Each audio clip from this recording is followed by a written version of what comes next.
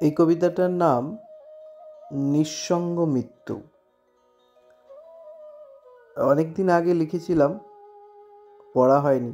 আজ হঠাৎ খুলে মনে পড়ল এটা পড়া যেতে পারে। কবিতার নাম নিঃসঙ্গ মৃত্যু।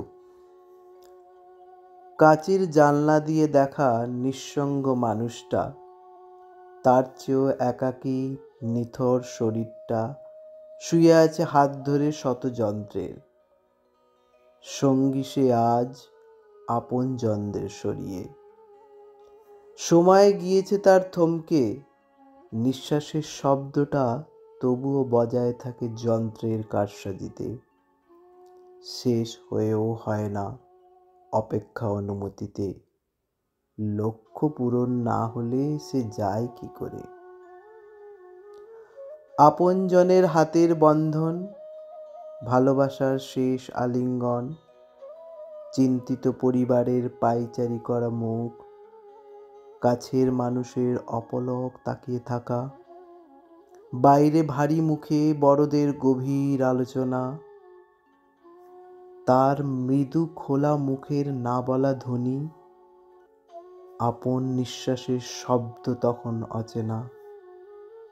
এসব এখন অতীত, গল্পে সে কথা আসে না।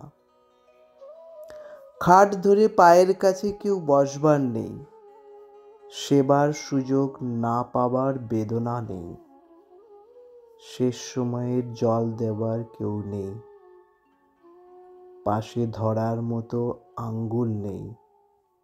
নাড়ি টিপে বসে থাকার কেউ নেই, কেউ কোথাও নেই। তোমার যাবার সময়ে তুমি একেবারে একা। মৃত্যু আপনজনের দুঃখ তোমায় আজ আর কাঁদায় না। ভয় পাও না স্বজনের চোখ রাঙানির। জবাবদিহি নেই, অনুমতি নেবার নেই। ছেলে মেয়ে বউয়ের কথা ভাববার নেই।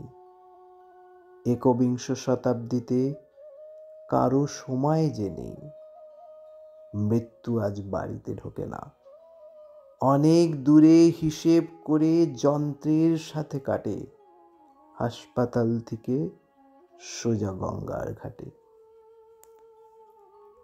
নমস্কার।